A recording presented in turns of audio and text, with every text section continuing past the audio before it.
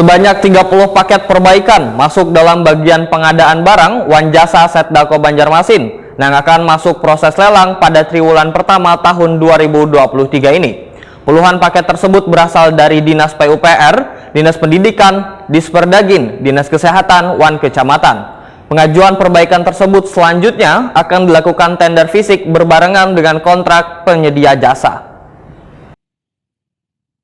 Sebanyak 30 paket perbaikan masuk dalam bagian pengadaan barang Wanjasa Setdako Banjarmasin yang akan masuk proses lelang pada triwulan pertama tahun 2023 ini. Puluhan paket tersebut berasal dari Dinas PUPR, Dinas Pendidikan, Disperdagin, Dinas Kesehatan Wan Kecamatan. Sedangkan yang paling banyak merupakan konsultan bagian pengawasan.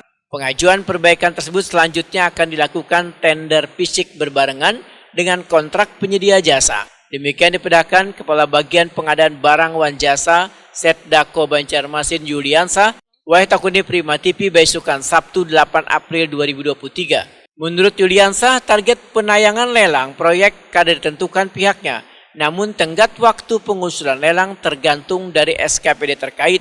Nangkai Dinas PUPR, Dinas Pendidikan, dan Dinas Kesehatan, paketnya masuk wan terdata di bagian pengadaan jasa wan barang, yang merupakan paket konsultan pengawas, wan paket pembangunan drainase, wan trotoar, serta terkait penanganan infrastruktur sekolah maupun rumah sakit Sultan Suryansa.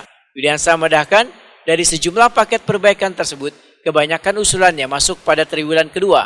Pihaknya pun harus kerja keras untuk menyelesaikan proses tender agar bisa dimulai pelaksanaan pembangunan supaya bisa terrealisasi tepat waktu dan sesuai dengan target yang telah ditentukan.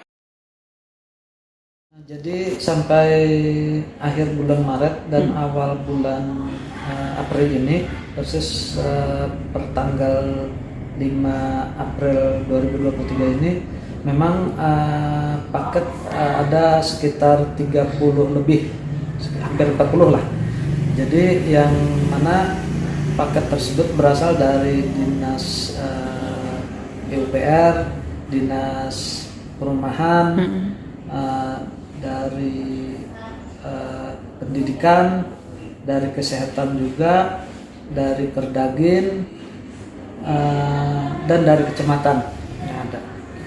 Jadi dari yang disebutkan tadi memang yang banyak yang kita terima untuk tender konsultan pengawas. Jadi artinya setelah konsultan pengawas itu